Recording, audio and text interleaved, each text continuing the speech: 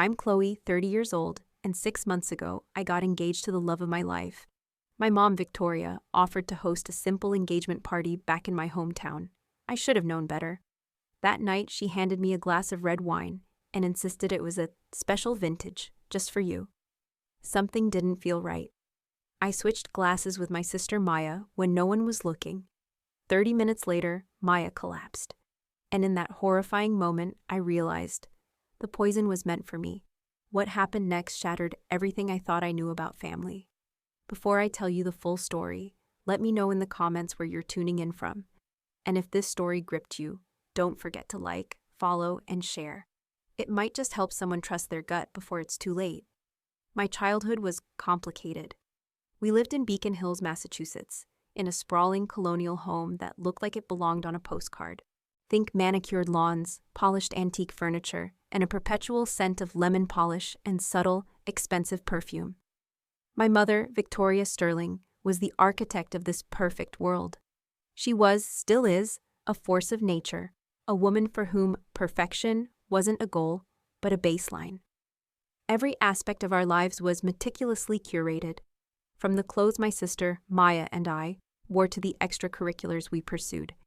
Even the way we spoke at the dinner table. "Chloe, sit up straight." "A lady carries herself with grace," she'd admonish, her voice soft but her eyes like steel. "Chloe, your hair is far too wild. It looks unkempt. Chloe, an A- isn't acceptable for college applications. You know better than to settle." My father, Arthur Thompson, a brilliant but quiet venture capitalist, largely retreated from her iron rule. He was physically present, a silent fixture at the head of the antique dining table, but emotionally absent. He'd bury himself in his work, in his study filled with leather-bound books, rather than challenge Victoria. He was a spectator, a man who loved us, I think, but lacked the courage or perhaps the will to intervene in my mother's increasingly controlling behavior. He'd offer a fleeting sympathetic glance when Mom's criticisms landed, but never a word of defense. Then there was Maya, my younger sister by 2 years. She was the polar opposite of me, and somehow completely immune to Mom's exacting standards. Where I received constant critiques, Maya received effusive praise. My straight A's were met with a simple, expected. Maya's B's were celebrated as signs of her well-roundedness and effort. My meticulously practiced piano recitals were dissected for minor imperfections, while Maya's clumsy soccer games were events where Mom cheered louder than anyone, her perfectly coiffed hair bouncing with enthusiasm from the sidelines. The mantra that echoed through my adolescence was always, "Why can't you be more like your sister?" Maya knows how to present herself. Maya understands what's appropriate. It wasn't Maya's fault, not truly. She was just as much a product of Mom's dysfunctional dynamic as I was, just on the preferred end of the spectrum. I resented her for it, for the ease with which she navigated Mom's world, even as I recognized she was also trapped, just in a different kind of gilded cage. By the time I was 16, the anxiety I'd developed had manifested in a desperate, crippling perfectionism that mirrored my mother's own. I straightened my naturally wavy hair because Mom said it looked unprofessional. I abandoned my budding passion for graphic design because it wasn't a serious career path in her eyes. I dated boys Mom approved of, sons of her country club friends, boys from good families. Despite feeling absolutely nothing for them beyond a polite indifference, each choice chipped away at the real me, leaving behind a hollow shell striving for an impossible ideal. College was my escape. I applied to programs all across the country, specifically targeting universities far enough from Beacon Hills that surprise visits from Victoria Sterling weren't feasible. I landed at the University of Washington in Seattle, a city brimming with rain and freedom. Those 4 years were nothing short of transformative. I made real friends like Brooke and Jessica, who loved me, for the quirky, authentic person I was beneath all the layers of Mom's expectations. I let my waves return, glorious and unrestrained. I pursued graphic design alongside my communications major, rediscovering a passion I thought I'd lost. I discovered who Chloe Thompson was, without Victoria Sterling's constant commentary and suffocating presence. It was exhilarating, terrifying, and utterly liberating. After graduation, I landed a job at a small, innovative tech company in San Francisco. I was designing interfaces, creating visuals that told stories, and building a life that felt authentically, wonderfully mine. At 28, I met Daniel Miller at a tiny art gallery opening in the Mission District. He was admiring an abstract piece, and I, clumsy as ever, bumped into him, spilling my mediocre wine all over his vintage denim jacket. He just laughed, a warm, genuine sound, insisted on buying me a new glass, and somehow turned a mortifying accident into our first date. Daniel was everything I never knew I needed. He was steady, incredibly kind, creatively brilliant in his work as a software engineer, and completely unthreatened by my success or my independence. He celebrated my victories, listened patiently to my anxieties, and saw the real me, not the curated version. After 2 incredible years together, he proposed on a windswept cliff overlooking the Pacific Ocean, the Golden Gate Bridge, a misty silhouette in the distance. He held out a simple silver ring, engraved with a tiny wave, knowing my love for the ocean. It was perfect. When I called my parents with the news, Dad offered genuine, heartfelt congratulations, his voice thick with emotion. Mom's response was typically lukewarm. A silver ring? How unconventional. I suppose diamonds are rather common these days. Despite Daniel's successful career at a cutting-edge tech firm, despite his loving, grounded family, despite our obvious happiness and deep connection, Mom found ways to express her disapproval. A software engineer? I suppose that's stable enough. Miller? Is that German or Irish? San Francisco is so far from family, Chloe. You're always so distant. Planning the wedding meant navigating the minefield of family dynamics I'd happily escaped years ago.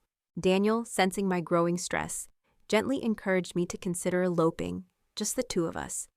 But some part of me, a small, childish part, still yearned for my family's blessing, particularly my mother's. I desperately wanted her to see my happiness, to approve, just this once. So, when Mom insisted on hosting our engagement party in Beacon Hills, I reluctantly agreed. Nothing elaborate, Mom, I told her over the phone, trying to keep my voice even. Just close friends and family, an intimate gathering. Of course, Chloe, she replied, in that tone I knew too well. The one that promised one thing and delivered the exact opposite. I understand completely. Within weeks, she'd booked Portland's most exclusive venue, the Grand Manor. She'd created an elaborate guest list that swelled to hundreds and begun micromanaging every single detail. From 3 states away. Daniel watched with growing concern as each phone call left me more anxious, my shoulders tighter, my jaw clenched. Even Maya, now married to her college sweetheart Liam and living in Portland, texted warnings. Mom's gone full momzilla over your party, Chloe. Brace yourself. I should have listened to them all. I should have trusted my instincts. But that stubborn, hopeful part of me still wanted to believe that this time would be different. That my engagement, my happiness, might finally be the thing that earned my mother's unconditional approval. How devastatingly wrong I was. The Grand Manor's grand ballroom was Victoria Sterling's idea of nothing elaborate. Crystal chandeliers shimmered, reflecting light off floor-to-ceiling windows that overlooked the meticulously manicured gardens of the estate. Floral arrangements of white roses and lilies, perfectly symmetrical and impossibly tall, must have cost more than my annual rent. When Daniel and I arrived for our supposedly intimate gathering, at least 150 people were already mingling, a sea of unfamiliar faces and distant relatives I barely recognized. Your mother's outdone herself, Daniel whispered, squeezing my hand supportively. He looked incredibly handsome in his charcoal suit, his dark hair freshly styled, his kind brown eyes concerned behind his glasses. We can leave any time you want. Just say the word. I smoothed down my cream-colored silk dress, one I'd chosen myself despite Mom's subtle hints about a more flattering option she'd found. It'll be fine, I said, trying to convince myself. Just a few hours, then it's over. Brooke and Jessica had flown in from San Francisco, and seeing their familiar, loving faces among the crowd of my mother's country club acquaintances was an immense relief. They hugged me fiercely, their embraces forming a protective barrier as we caught up. That woman at 3 o'clock hasn't stopped staring at you since we arrived, Brooke murmured, nudging me gently. Let me guess. Your mom. I nodded, watching Victoria make her way toward us. At 58, she remained strikingly beautiful, tall and slender, with perfectly highlighted blonde hair and the kind of polished, ageless appearance that came from decades of careful maintenance and a ruthless pursuit of flawlessness. "Chloe, there you are. You're nearly 20 minutes late," she air-kissed my cheeks, her perfume expensively subtle, a whisper of jasmine and wealth. "And this dress, well, you've always had your own sense of style." Her smile didn't quite reach her eyes. She then turned to Brooke and Jessica with a practiced society smile. "College friends, I presume. How lovely you could make the trip." Before they could respond, she'd already moved on, pulling me toward a group of her friends. "Everyone's been asking about you. The Davidson's son, Mark, is here. You remember him? Divorced now, such a shame. Daniel rescued me 20 minutes later, bringing his parents, Mr. and Mrs. Miller, with him. Unlike my mother's cool, critical assessment, Mrs. Miller embraced me warmly. We're so thrilled you'll be joining our family, Chloe," she said, her eyes crinkling with genuine pleasure. Mr. Miller, a retired architect with Daniel's same thoughtful manner, shook my hand with both of his. "Our son's never been happier," he said simply. The contrast between the Millers' straightforward affection and my mother's complicated, conditional expectations wasn't lost on me. I caught Daniel watching the difference too, his expression a mix of sympathy and love.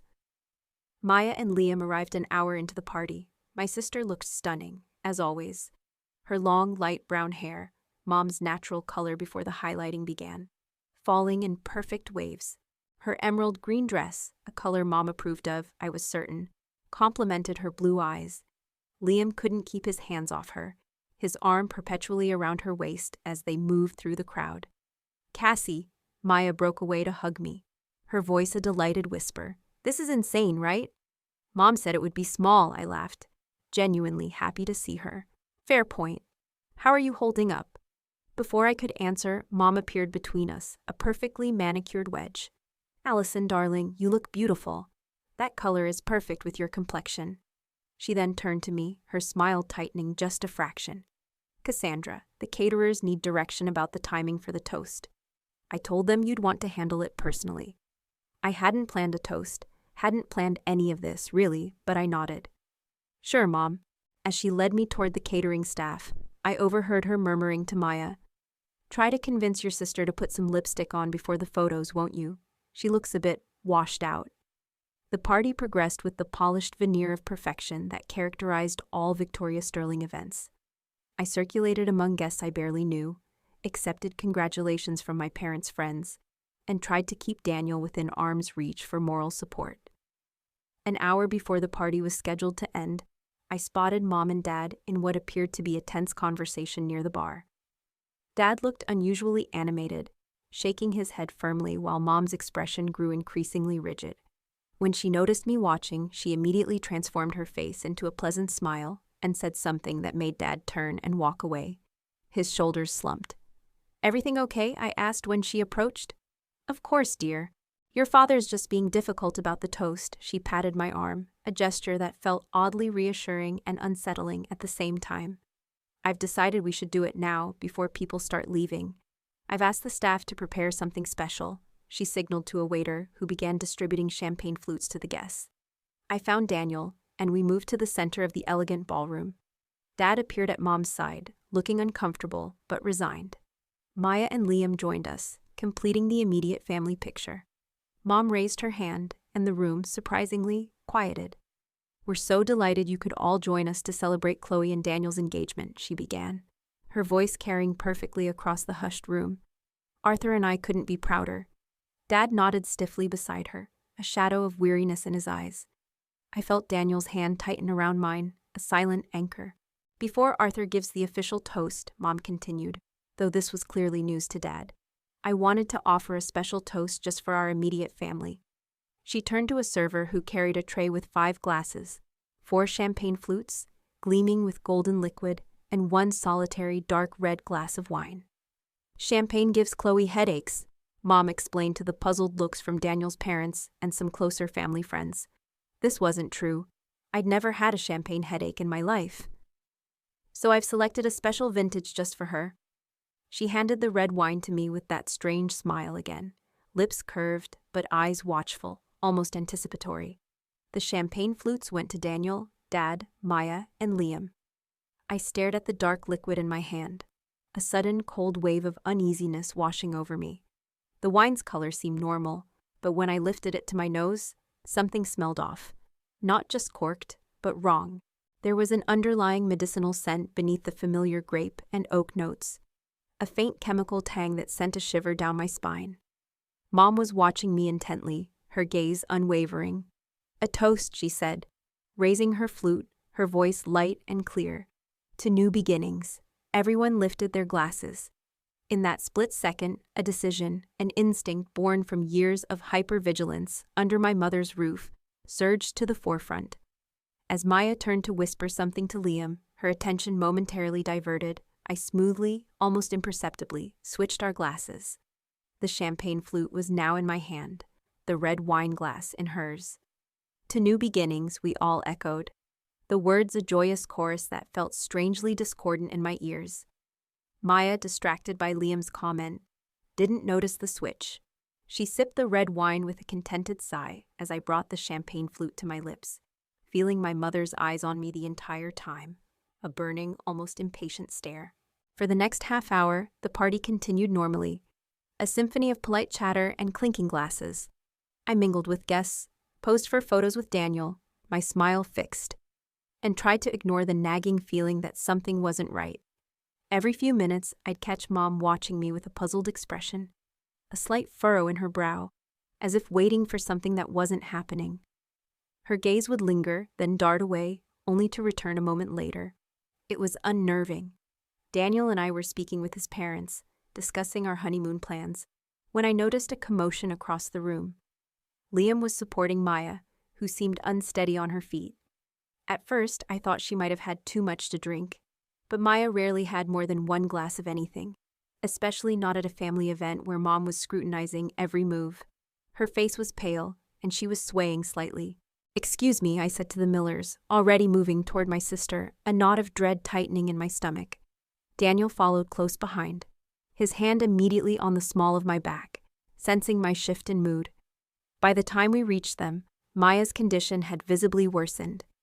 Her words slurred together as she tried to tell Liam she felt strange, a weird buzzing in her head, her limbs feeling heavy. Her eyes couldn't seem to focus, darting around erratically, and a thin sheen of sweat had broken out across her forehead despite the room's cool temperature. Her face was clammy. "Something's wrong," Liam said, alarm clear in his voice, his arm wrapped tightly around Maya's waist to keep her upright. "She's only had that one glass of wine, and maybe half a glass of water all night." Mom appeared beside us, seemingly out of nowhere, her face showing what appeared to be genuine shock and concern. "What's happening? Is Allison all right?" Before anyone could answer, Maya lurched forward, her stomach clenching. "Bathroom," she managed to say, her voice barely a whisper. I immediately took her other arm, and together, Liam and I guided her through the now watching, hushed crowd toward the ladies' room. We barely made it inside before Maya collapsed to her knees in front of a toilet, violently ill. I held her hair back, my heart pounding, exchanging worried glances with Liam, who hovered anxiously in the doorway, his own face ashen. "This isn't normal," I said, as Maya continued retching, her body convulsing. "This isn't just alcohol. She's too sick." "I'm calling 911, Liam decided, pulling out his phone, his fingers trembling as he dialed. Maya's condition deteriorated rapidly. Between bouts of sickness, she complained of dizziness, extreme fatigue, and a strange numbness in her extremities, specifically her hands and feet.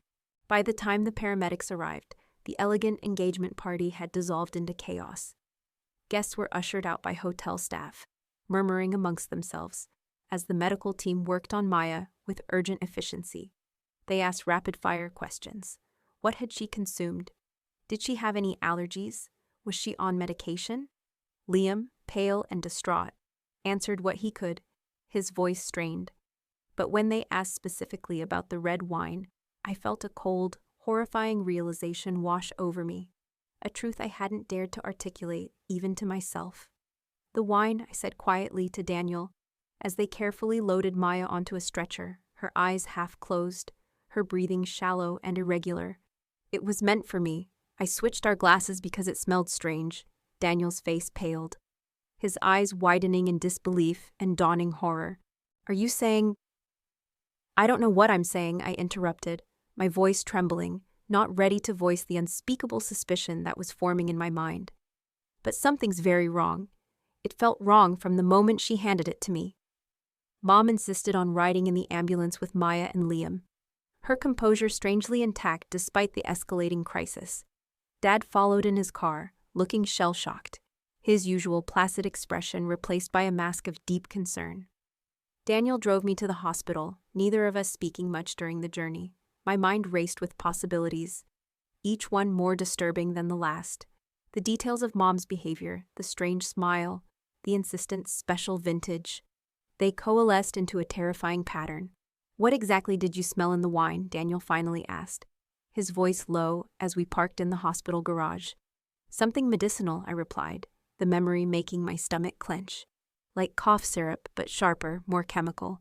And it was dark, almost opaque, even for a red wine. I turned to him, fear evident in my voice, raw and unadulterated. Daniel, who would want to drug me? At my own engagement party? The question hung between us, neither of us willing to voice the answer that was becoming increasingly, horrifyingly clear. The hospital waiting room was a tableau of family tension, a stark contrast to the elegant ballroom we'd just left. Dad paced nervously, a restless shadow, while Mom sat perfectly still on a beige plastic chair, her posture rigid, hands clasped tightly in her lap. Liam stood by the doorway, alternating between checking his phone for updates and asking the frantic nurses for news. Daniel and I sat slightly apart from my parents, his arm around my shoulders, a comforting weight that grounded me amidst the swirling anxiety. Family of Allison Brooks, a doctor finally called, his voice tired but clear. We all stood, a collective gasp escaping our lips. Maya's full name was Allison Brooks. The doctor explained that Maya had been drugged. Tests showed a significant amount of sedatives in her system, along with another substance they were still identifying.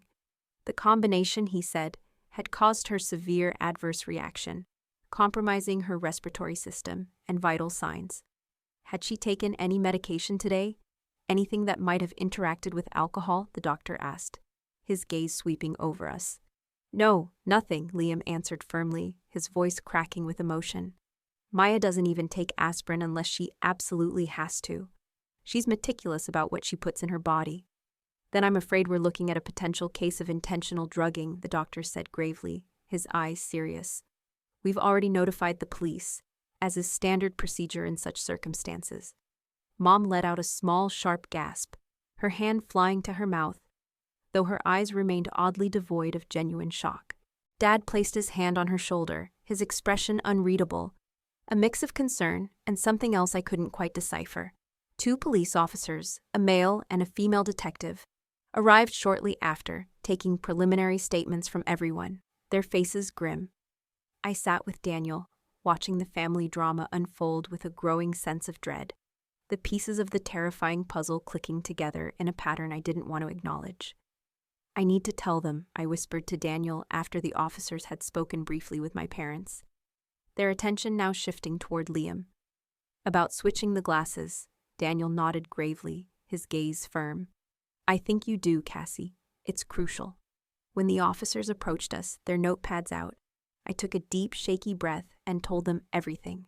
The strange red wine, the odd medicinal smell, my split-second instinctual decision to swap glasses with Maya.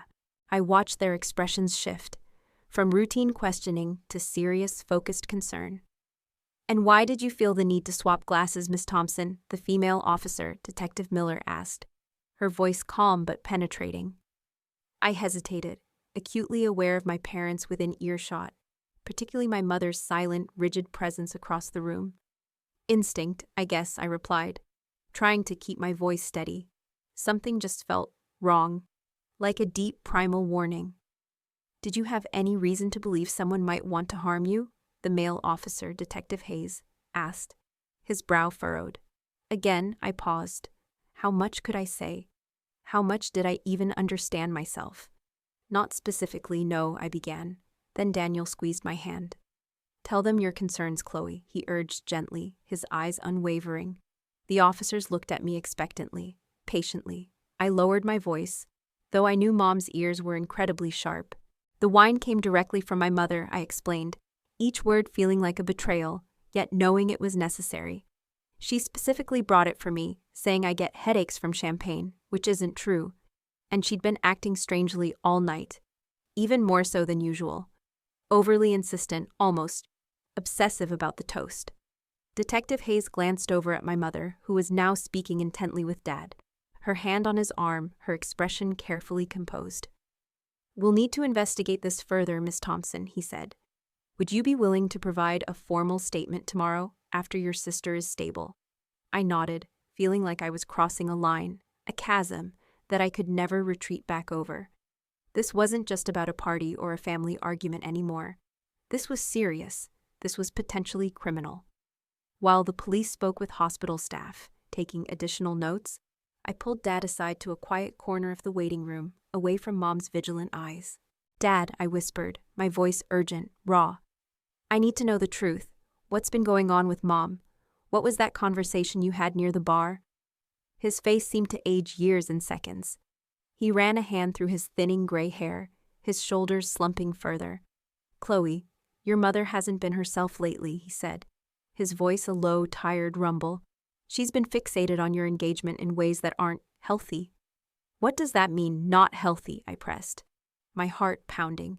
"She's been saying things about Daniel not being right for you." He looked away, his gaze distant, unfocused. "About how you're making a mistake, moving so far, building a life that doesn't center around her. She said he's weak, that he encourages your ridiculous independence." He finally met my gaze, his eyes filled with a deep, weary regret. "I thought it was just her being controlling, Chloe, as usual. I never imagined she'd go this far." He couldn't finish the sentence, his voice catching. "Has she seen anyone? A therapist?" I asked, a desperate hope flickering within me. Dad laughed, a bitter, hollow sound that echoed in the sterile waiting room. "You know your mother, Chloe. Therapy is for other people, for those who can't handle their problems. She's always said that. I've suggested it for years. She just dismisses it." Our conversation was interrupted when Liam called out from Maya's room, his voice filled with relief. "She's awake. She's asking for family." As we all moved toward her room, a police officer, a different one, a uniformed patrolman, stopped Mom. "Mrs. Sterling, we'd like to ask you a few more questions if you don't mind." Mom's face remained perfectly composed, a mask of sophisticated nonchalance, but I caught the flicker of panic in her eyes, a brief, almost imperceptible tremor that gave her away.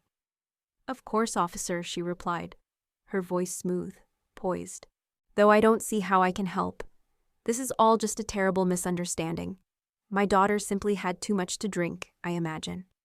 While she spoke with the police, the rest of us entered Maya's room. My sister looked frighteningly pale against the crisp white hospital sheets, an IV dripping fluids into her arm. Liam immediately went to her side, gently taking her hand, his relief palpable. "What happened?" Maya asked weakly, her voice hoarse, her eyes still a little unfocused. I exchanged glances with Dad and Liam, unsure how much to say, how much she was ready to hear. Before any of us could respond, a nurse entered with Detective Miller. "We need to check Mrs. Sterling's personal belongings, including her purse. If she left it in the room," the officer explained calmly but firmly. "Standard procedure in cases like this." Mom's elegant designer purse sat on a chair where she'd left it before being taken for questioning. Detective Miller, her face serious, put on gloves and carefully opened it, meticulously cataloging the contents. Among the expected items, a sleek wallet, a perfectly new smartphone, an array of expensive makeup, was a small leather-bound book. "What's that?" I asked, my voice barely a whisper. "Appears to be a diary," the officer said, her expression unreadable as she carefully placed it into an evidence bag. A diary. I'd never, in my entire life, known my mother to keep one. Victoria Sterling was far too private, far too image-conscious to commit her thoughts to paper. The discovery felt ominous, like finding a venomous snake hidden in a beautiful floral arrangement. It whispered of hidden depths, of secrets simmering beneath that polished facade. As the officer left with the bagged items, I turned back to Maya, who was watching me with confused, hurt eyes. Her brow was furrowed, her gaze surprisingly direct. "Chloe, did you switch our drinks?" she asked quietly, her voice still weak, but clear. The directness of her question stunned me into silence. In that moment, I realized there was no going back.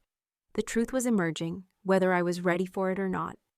The carefully constructed world of our family, built on denial and unspoken truths, was crumbling, brick by agonizing brick. The hospital waiting room became our family's temporary headquarters as we waited for updates on Maya's condition and the police investigation. Daniel's parents had arrived, providing a steady, calm presence that contrasted sharply with the roiling chaos of the Thompson-Sterling family. Mr. Miller brought coffee for everyone, his quiet kindness highlighting how rare such simple, unconditional gestures were in my own family. Mrs. Miller sat beside me, occasionally patting my hand without demanding explanations or offering unwanted advice, simply radiating a quiet, comforting support. The doctor confirmed it was a mix of sedatives and something they're still identifying, Liam announced, returning from speaking with medical staff. His face still pale, but his voice holding a hint of relief. They're keeping her overnight for observation, but she should recover fully. No long-term damage, thank God. Relief washed over us, a wave of profound gratitude, followed quickly by the grim reality of why we were all there. Two detectives, Detective Miller and Detective Hayes, had replaced the uniformed officers, and they were now interviewing each of us separately in a small windowless consultation room. When it was my turn, I repeated my story, the strange wine, the impulsive switch, the growing, sickening suspicion that my mother had intended to drug me. "Can you think of any reason your mother would want to incapacitate you, Miss Thompson?" Detective Miller asked, her pen poised over her notepad. Her gaze was direct, unwavering. "She's always been controlling," I replied, the words tasting like ash in my mouth. "But this is beyond anything I could have imagined, beyond anything she's ever done." "We found this in your mother's purse," Detective Hayes said, his voice flat, sliding a photocopy across the table toward me. It was a page from Mom's diary, dated just 3 days earlier. Her elegant, looping script filled the page, words that would forever burn themselves into my memory. "Chloe continues with this ridiculous engagement. Daniel is completely wrong for her, too soft, too accommodating of her independence.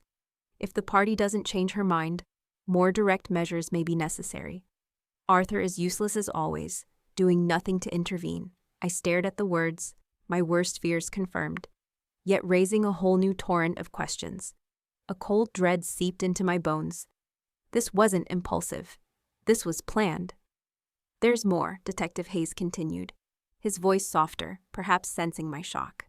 "Earlier entries suggest your mother has been planning to disrupt your engagement for months. Some entries even mention specific drugs she researched online, their effects, their dosages."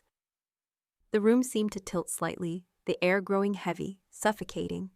Has she been arrested?" I managed to ask, my voice barely a whisper. "Not yet," Detective Miller replied. "We're building our case. Your sister's toxicology report will be crucial evidence, confirming the substances and their concentration. But yes, she's at the station now, for formal questioning."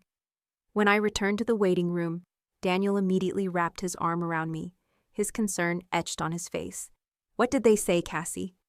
I showed him the diary photocopy. His face darkened as he read it, his jaw clenching. "Chloe, this is serious. Your mother needs help. Professional help. This isn't just control anymore." "I know," I whispered, leaning into his strength, the words a raw confession. "I just can't believe she'd go this far." Dad was interviewed next. When he returned, his face was ashen, drained of all color. He sank into a chair across from me, looking suddenly old and defeated. His shoulders slumped like a man carrying an unbearable weight. "Did you know?" I asked him directly, my voice quiet, almost accusatory, though I tried to keep the judgment out of it. "About what Mom was planning, or about the diary?" "No," he said, his voice cracking, barely audible. "Not about this, not about the drugs. But I knew she wasn't well, Chloe. I've known for years, decades." He looked at me, tears welling in his eyes. "And I did nothing. I just adapted around her behaviors, made excuses. For myself, for her. I prioritized the peace of the household over your well-being, over my own courage. He covered his face with his hands, his body shaking with silent sobs. This is my fault too, Chloe. I let it happen. I enabled her. Mr. Thompson, Daniel said carefully, his voice gentle but firm. Elizabeth needs psychiatric help. This goes beyond controlling behavior. This is a severe mental illness. Dad nodded, tears now openly streaming down his face. They showed me the diary. There were things in there. He trailed off, unable to voice the devastating revelations. Things about all of us. Her simmering resentment toward you, Chloe, for escaping her influence, for daring to build your own life.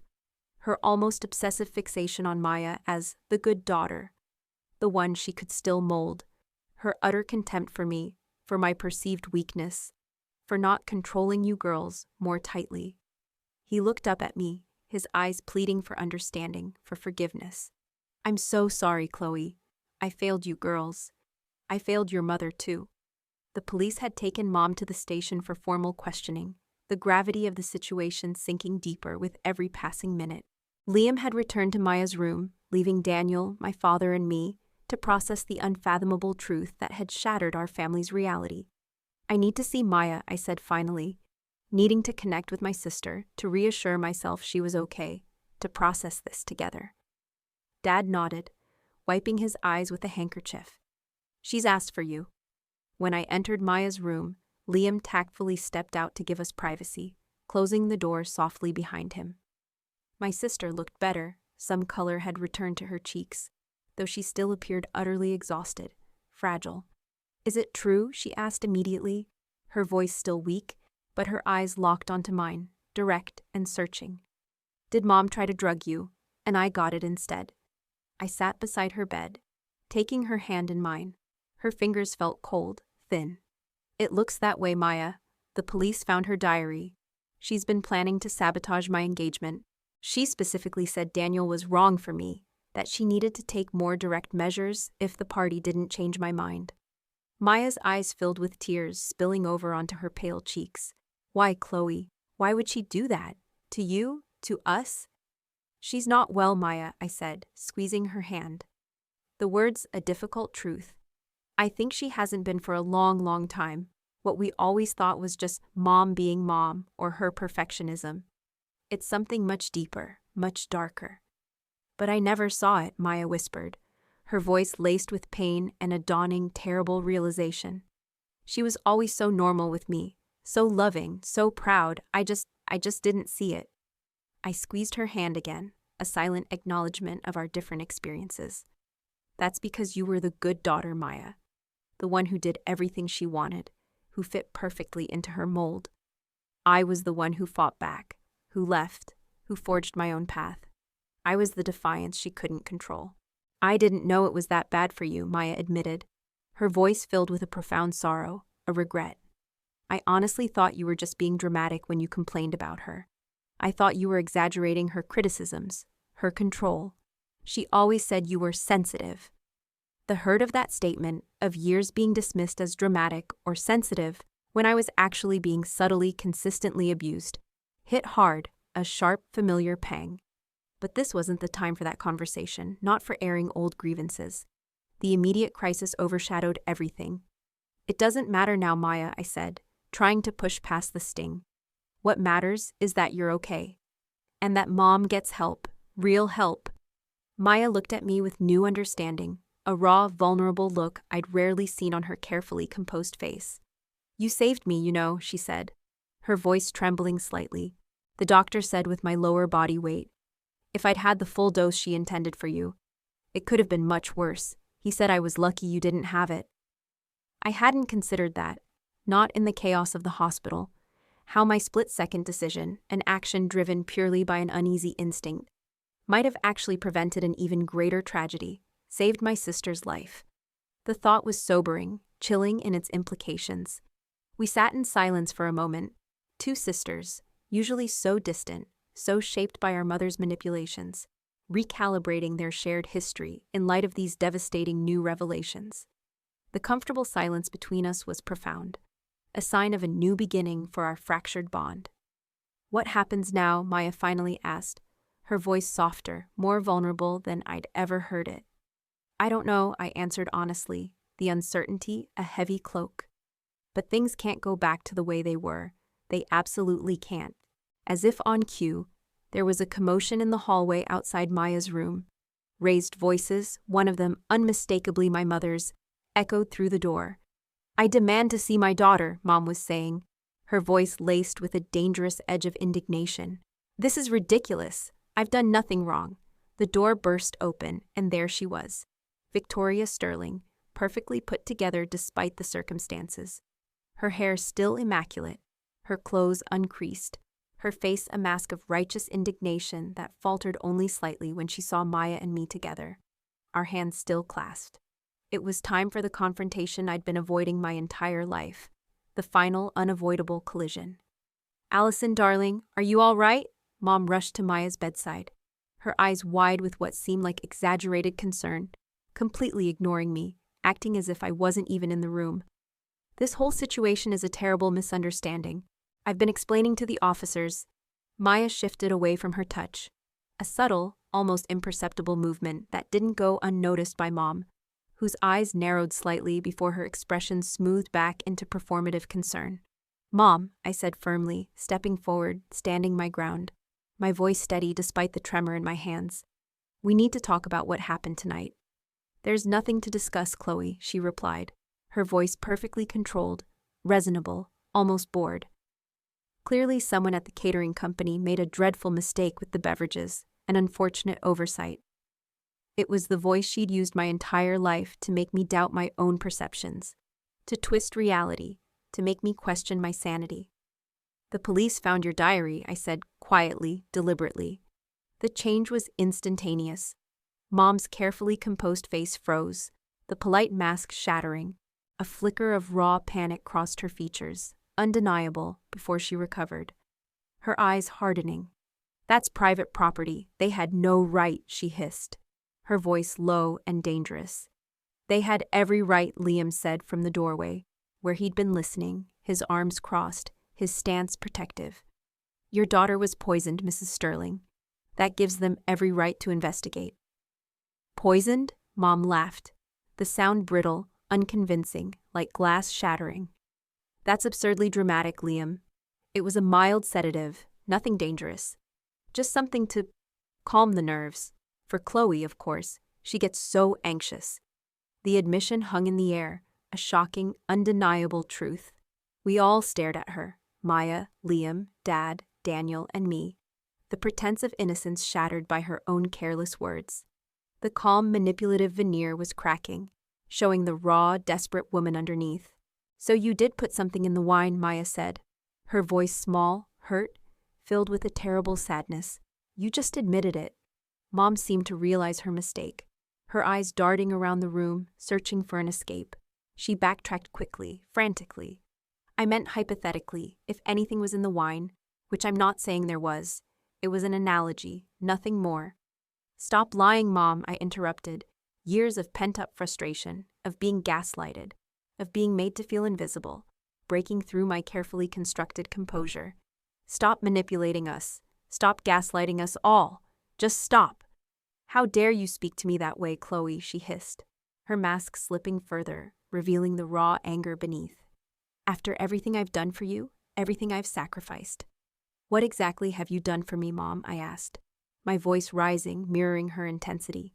Criticized me, controlled me, made me feel like I was never good enough, made me believe I wasn't worthy of love unless I was the version of me you approved of? I pushed you to be your best, she countered, her eyes blazing, indignant. If it weren't for me, you'd have settled for mediocrity. You'd be stuck in this town. If it weren't for you, I might have actually believed in myself years ago, I shot back, the words tearing out of me. Daniel was the first person who made me feel worthy of love without conditions, who celebrated my independence, and you couldn't stand it, could you? You couldn't stand that I had found happiness outside of your control. Mom's face contorted with pure rage, a terrifying mask of fury. Daniel is wrong for you. He's weak. He lets you make your own decisions. He encourages your ridiculous independence. He's destroying everything I built, everything I gave you. Everything you built? I echoed incredulously, a harsh, bitter laugh escaping me. You mean the prison of expectations you trapped me in? The constant criticism, the impossible standards. That was your legacy for me, Mom. You were breaking me down, not building me up. My voice dropped, thick with pain and accusation. And when you couldn't control me anymore, when I finally found a way out, you tried to drug me at my own engagement party to take me out of commission. Mom's composure cracked completely, shattering into a million pieces. Her face was contorted, desperate, raw. It was just supposed to make you sick enough to go home early, she blurted out, the words tumbling out in a torrent of confession. To miss that ridiculous after-party Daniel's friends planned where they were going to convince you to move the wedding to San Francisco. To move you even further away. The specificity of the statement stunned me into silence. How did she know about that? We hadn't told her about the after-party or the subtle conversations about possibly shifting the main wedding ceremony to the West Coast. How did you know about that? I demanded, my voice sharp with dawning realization. We didn't tell you about the after-party. You didn't even know about the main wedding idea. A trapped, hunted look crossed her face. I have my ways of knowing things, she mumbled, her eyes darting nervously. You read my texts, I realized, the pieces clicking into place, a new wave of violation washing over me. When I went to the bathroom, you checked my phone. You went through my bag at the hotel earlier, didn't you? She didn't deny it. Instead, she switched tactics, turning to Maya, her voice regaining some of its manipulative sweetness. Allison, darling, surely you understand. I was protecting our family, keeping us together. Chloe was going to move even farther away, start a new family that didn't include us. That didn't need me, Maya shook her head slowly, her eyes wide with horror and a growing understanding. Mom, I moved to Portland. I started my own family with Liam. That's normal, Mom. That's healthy. That's different, Mom insisted, her voice rising in pitch, desperate. You visit regularly, you call every week. You include me in your life. You need me. Because you never made me feel guilty for having my own life, Mom, Maya said, her voice quiet but firm, a dawning realization transforming her face. You controlled me with praise, not criticism. But it was still control. You love the version of me you created, the one that needed your approval. You hate the version of Chloe that escaped your control. Mom's face flushed with anger, her desperation morphing back into fury. You have no idea what you're talking about. Neither of you do. You're both ungrateful. I did everything for you. The monitor tracking Maya's heart rate beside her bed began beeping faster, its insistent rhythm echoing the escalating tension in the room. Liam moved immediately to her side, his concern evident, placing a calming hand on her arm. You need to leave, he told Mom firmly, his voice low, controlled, but unwavering. You're upsetting my wife, who is here because of you. This is a family matter, Mom said dismissively, waving him off as if he were an annoying fly. I am family. And right now I'm asking you to leave, Liam replied, stepping between Mom and Maya's bed, his stance protective. Before I call hospital security. Mom looked to Dad, who had been standing silently in the doorway throughout the confrontation, his face a mixture of anguish and shame. Arthur, say something. Tell them I'm right. Dad straightened his shoulders, something I'd rarely seen him do in Mom's presence, an act of defiance that spoke volumes. His voice, though quiet, was clear and firm. Victoria, that's enough. You need help. Real help. Help? She scoffed, a wild, almost hysterical look in her eyes.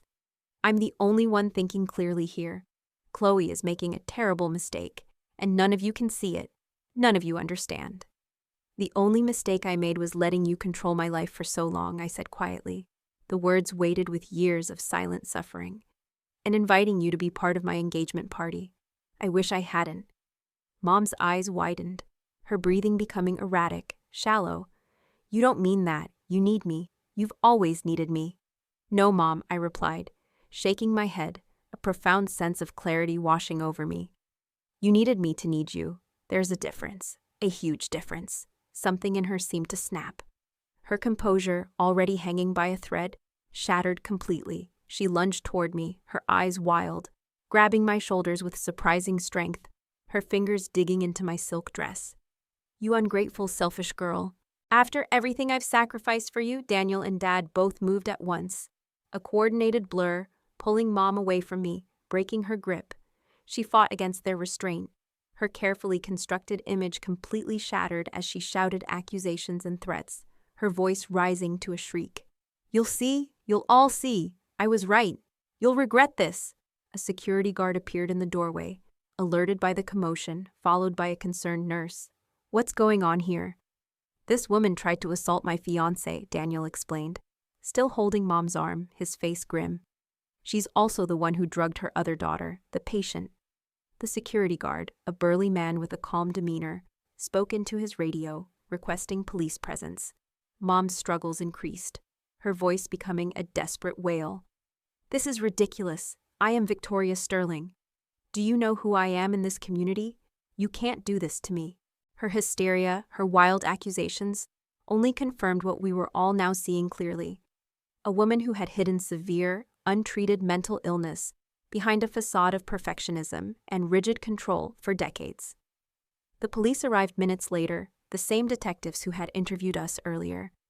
After assessing the chaotic situation, they informed Mom she was being taken into custody on suspicion of attempted poisoning and assault. "You can't do this to me," she said, but her voice had lost its commanding edge, replaced by something closer to raw fear, a primal terror. "Arthur, don't let them do this." Dad looked at her, his face etched with profound sadness, resignation, and a terrible regret. "I'm sorry, Victoria. I should have gotten you help years ago, for all of us." As they led her away, her hands cuffed behind her back, Mom locked eyes with me one last time, her gaze burning with a mixture of hatred and a chilling, unwavering conviction. "This isn't over, Chloe. You'll see. I was right. You'll come crawling back." The room fell silent after she left, the echoes of her screams hanging in the air. Maya was crying quietly, Liam holding her hand, stroking her hair. Dad stood motionless, looking utterly lost, his shoulders slumped, his gaze fixed on the empty doorway. Daniel's arm around my waist was the only thing keeping me upright, the only thing tethering me to reality. "I never thought it would end like this," Dad finally said, his voice hollow. "It hasn't ended, Dad," I replied. The words a quiet promise, a declaration of intent. This is just the beginning of a different chapter, for all of us. That night in the hospital waiting room, as Maya slept under observation and Mom spent her first night in police custody, I finally allowed myself to break down. Daniel held me as years of suppressed pain, of silent suffering, of living under the crushing weight of Mom's expectations, poured out of me in wrenching sobs. "I should have seen it coming," I choked out, tears streaming down my face, hot and cleansing. "All the signs were there. I knew something was wrong with her. I've always known." "This isn't your fault, Chloe," Daniel said firmly, his voice steady, his embrace strong. "You couldn't have predicted this. You couldn't have prevented it any earlier. You were a child." "But I knew something was wrong with her," I insisted, the guilt a suffocating blanket. "Knowing something and being able to prevent it are different things entirely," he said, gently brushing my hair back from my tear-streaked face. "You did the right thing when it mattered most. You trusted your instincts, Chloe. And you likely saved both yourself and Maya from worse harm, maybe even saved her life." As my tears subsided, I felt something unexpected rise within me, a profound sense of liberation mixed with the grief and shock. The truth, as painful and shattering as it was, had finally broken through decades of pretense, of denial, of living a carefully constructed lie. And in that broken open space, maybe, just maybe, genuine healing could begin. The weeks following what the family now referred to simply as the incident unfolded like scenes from someone else's life, a surreal, high-stakes drama. Mom underwent psychiatric evaluation while in custody, resulting in a diagnosis that explained so much. Narcissistic personality disorder with paranoid features, exacerbated by untreated anxiety and likely other underlying issues. The district attorney's office charged her with attempted poisoning, assault, and possibly other counts depending on further evidence. Her lawyer immediately began building a case around diminished mental capacity, citing her long history of unchecked mental illness. While our family grappled with what justice would look like in this unprecedented situation, the legal system ground slowly forward. The DA wants to know if you'll testify, Dad told me over coffee in a neutral downtown cafe, far from our family home. He'd lost weight, the strain of recent events evident in the new lines etched around his eyes, in the tremble in his hands as he held his cup. They say your testimony, your direct experience, would strengthen their case considerably. And if I don't? I asked, my voice barely a whisper. The weight of that decision felt immense. He sighed heavily, looking out the window at the bustling street. The charges might be reduced. Victoria could potentially serve minimal time, possibly just probation with mandatory psychiatric treatment at a facility. Her lawyer is pushing for that. The decision weighed on me, a heavy burden. Part of me, the part that had endured years of emotional abuse culminating in that final, dangerous act, wanted accountability, consequences. I wanted her to face the full force of her actions. Another part, however, recognized that my mother was ill, truly, profoundly ill, and had likely been so for most of my life. Was punishment truly the answer for a broken mind? What would bring me peace? What would you do, Dad? I asked him, searching his face for guidance. For wisdom he seemed to have only recently found himself. He stared into his coffee cup, swirling the dark liquid. I failed you girls, Chloe. By enabling her behavior for decades. By being silent. By protecting myself from her wrath, instead of protecting you. I'm not the person to advise you on this. I don't know what's right anymore. He looked up, his eyes damp with unshed tears, but his gaze now clearer, more direct than I'd ever seen it. But as your father, I'll say this.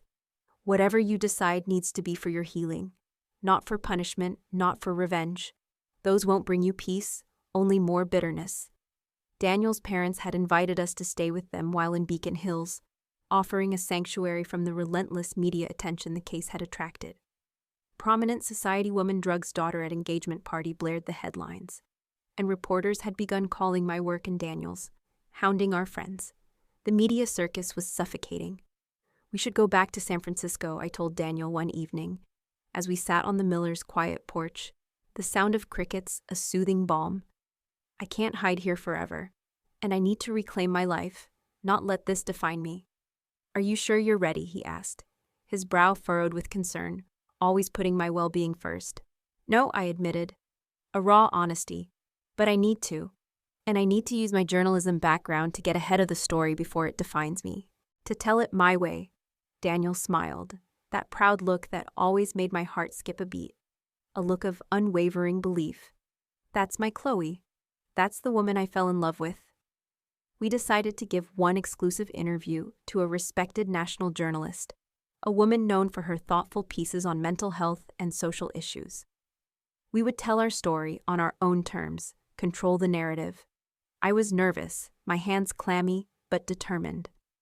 As the cameras set up in the Miller's living room, the journalist, a kind-faced woman named Sarah, advised me, just be honest, Chloe.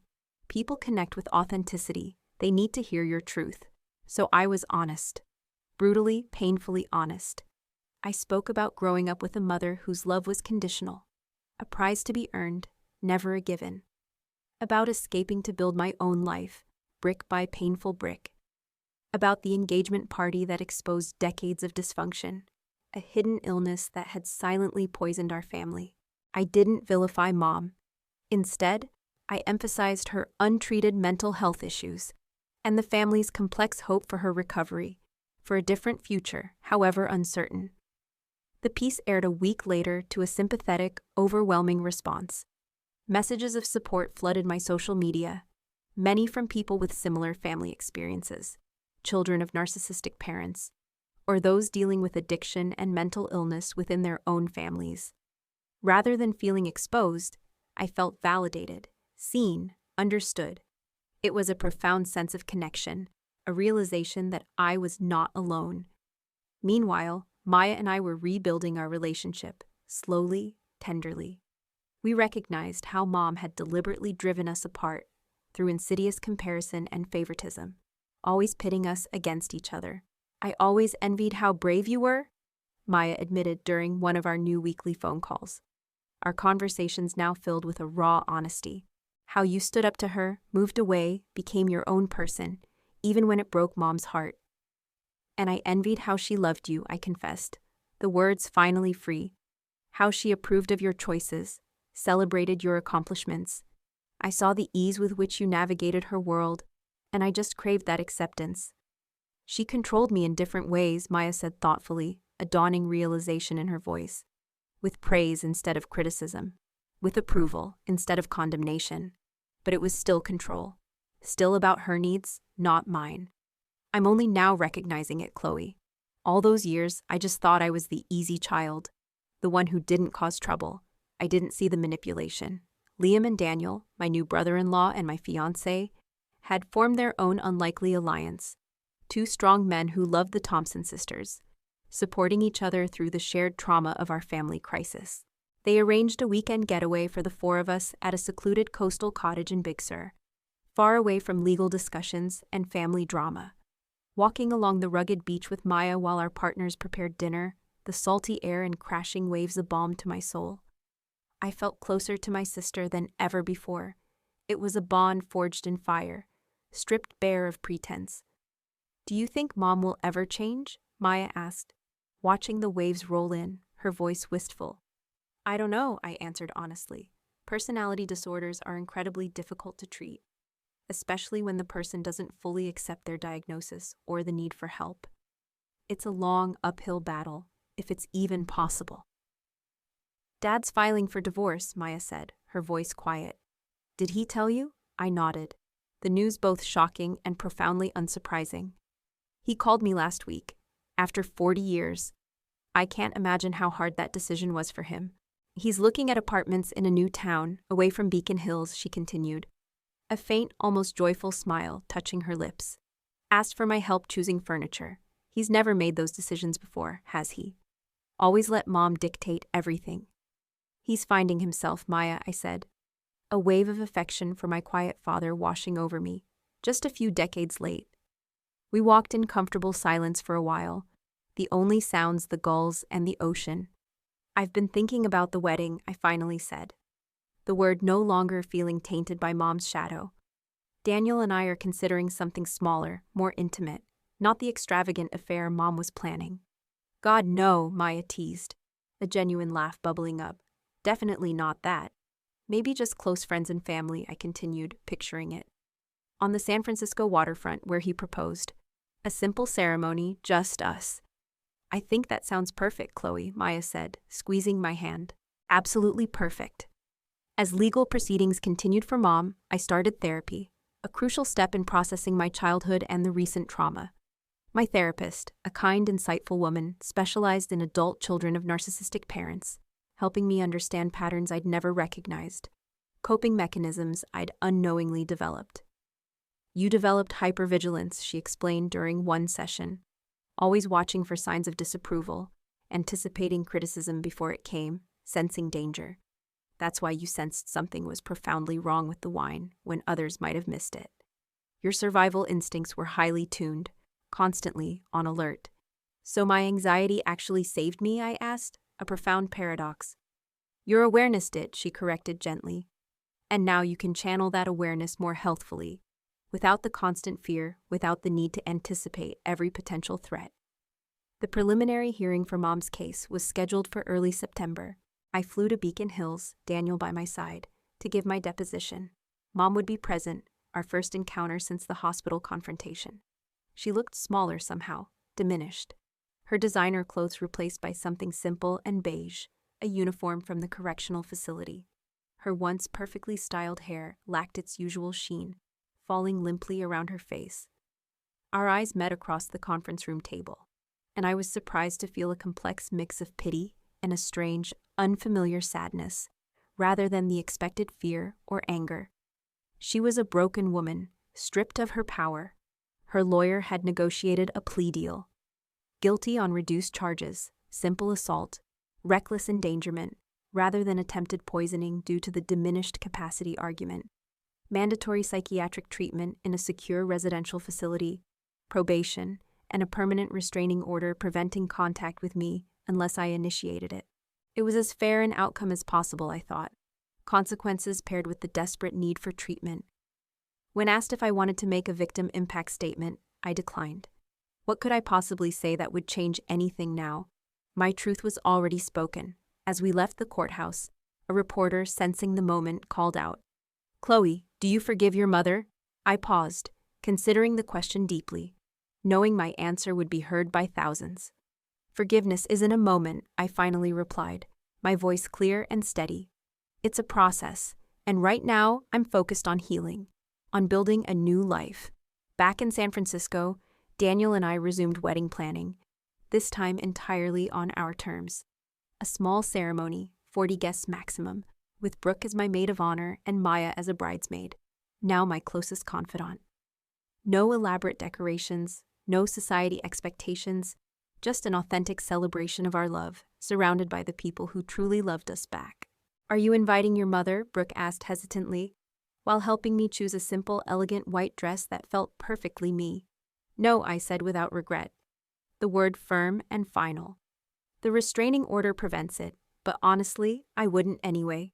This day needs to be free from that anxiety, from her shadow. It's for us." "And your dad?" she asked, a hopeful note in her voice. I smiled, a genuine, heartfelt smile. "Yes. He's walking me down the aisle. He's different now, Brooke. Going to therapy himself, learning to be more present, to find his own voice. It's like meeting a new, braver version of my father." 6 months after the engagement party that changed everything, our lives had transformed in ways I never could have predicted. Mom was in a residential treatment facility, receiving the intensive psychiatric care she should have had decades ago. Dad was learning independence in his small Portland apartment, rediscovering himself after a lifetime under Mom's thumb. And Maya and I spoke almost daily, our relationship stronger, deeper, and more authentic through shared understanding and mutual respect. Daniel and I had emerged stronger too, our bond solidified by crisis. "You know," he said one night as we finalized our guest list, tucked into our cozy apartment, "I fell in love with you because of your strength, your resilience. Now I've seen exactly how truly strong you are. You faced your greatest fear, your greatest source of pain, and you chose yourself." I kissed him, grateful beyond words for his unwavering support, his unconditional love. "We're going to be okay, aren't we?" "More than okay," he promised, pulling me closer. "We're going to be extraordinary. We're going to build a life filled with peace and genuine happiness." And for the first time in my life, I truly believed that future was possible. A life defined not by fear and approval seeking, but by genuine love and hard-won wisdom. On a perfect October afternoon, 6 months after the engagement party that fractured and then rebuilt my world, Daniel and I stood beneath a flower-covered arch on the San Francisco waterfront, the Pacific Ocean sparkling behind us. We exchanged vows, tears in our eyes, surrounded by the people who truly loved us. Brooke and Jessica beamed from the bridal party, while Maya stood proudly as my matron of honor, her relationship with me now built on unwavering trust and mutual respect rather than our mother's manipulations. Dad walked me down the aisle, sober in more ways than one.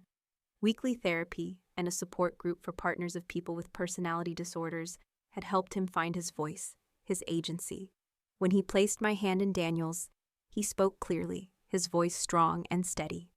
"I give my blessing to this union of equals." Simple words that acknowledged the healthy, reciprocal relationship Daniel and I had built, something he and Mom never had. Victoria Sterling was not present, physically or spiritually.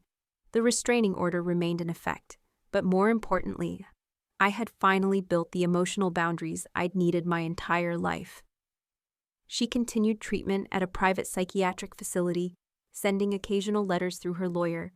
Some expressed remorse, others revealed she still couldn't fully accept responsibility for her actions. I read them, acknowledged them, and filed them away, no longer allowing her words to dictate my emotional state.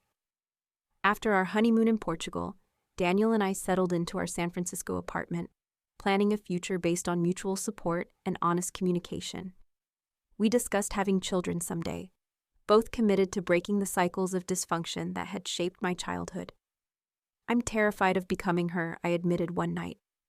A raw fear. "You won't," Daniel said with certainty, pulling me close. "You're already doing the work to make sure of that." The work he referred to was ongoing therapy, consistent boundary setting, and conscious awareness of inherited patterns. I learned that healing isn't a destination, but a practice, something that requires daily commitment and self-compassion.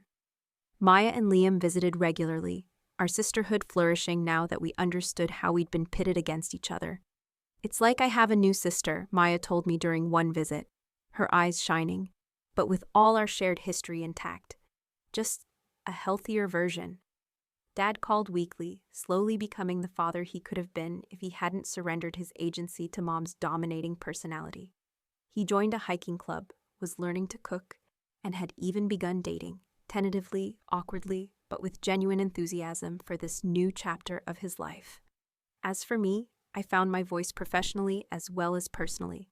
The article I wrote about family trauma and recovery was published in a major magazine, launching a series on mental health that resonated with thousands of readers. Messages arrived daily from people who saw their own family dynamics reflected in my story, people who felt less alone because I had shared my truth. "You've turned pain into purpose," my therapist observed during one of our now monthly sessions. "I had to," I replied, a profound conviction in my voice. Otherwise, what was it all for? The lesson I carried forward wasn't what I'd expected. It wasn't about villains and victims, or even forgiveness in the traditional sense. It was about understanding that sometimes the people who hurt us the most are themselves deeply wounded. Mom's behavior, while inexcusable, stemmed from untreated mental illness and likely generational trauma she never addressed. This understanding didn't erase the harm or obligate me to maintain unhealthy relationships. Instead, it freed me from the cycle of anger and hurt that had defined so much of my life. I could acknowledge her humanity while fiercely protecting my own well-being.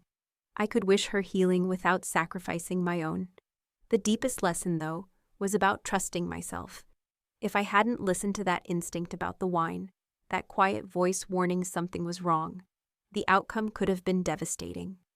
My mother had spent decades training me to doubt my perceptions, to prioritize her reality over my own, to believe that my intuition was simply anxiety.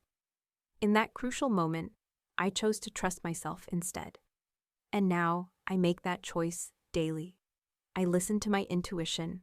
I honor my boundaries. I surround myself with people who see me clearly and love me completely. Sometimes family is who you choose, not who you're born to.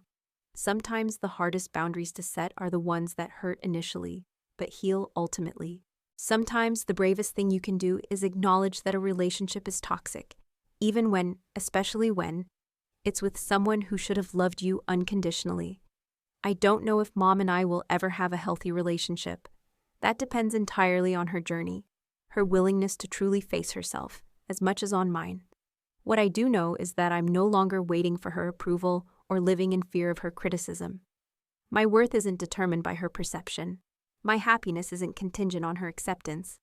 That perhaps is the most profound freedom of all. Have you ever had to make a difficult decision to protect yourself from someone who was supposed to care for you? Has your intuition ever saved you from a dangerous situation? I'd love to hear your stories in the comments below. Remember, sharing our experiences helps others feel less alone in their struggles. And if my story resonated with you, please like, subscribe, and share it with someone who might need to hear that it's okay to trust their instincts and set boundaries, even with family. Thank you for listening, and remember, your story matters, your feelings are valid, and you deserve relationships that bring peace, not pain.